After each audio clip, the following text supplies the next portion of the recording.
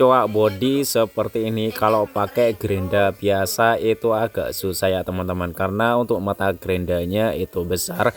Jadi teman-teman bisa pakai mata gerinda yang kecil dengan alat kabel fleksibel ini. Untuk kabel fleksibelnya ini saya ambil yang bisa disambung ke bor ya teman-teman. Jadi diameter ke bornya itu di 6 mili. Tersedia juga ya untuk mini grinder atau untuk mesin tuner. Kalau untuk kepala kabel fleksibelnya ini bisa di 3 mili sampai di 6,5 mm ya teman-teman. Untuk kunci lepas pasangnya juga udah termasuk ya teman-teman, udah satu paket. Silakan buat yang mau langsung di CO di keranjang pojok kiri bawah.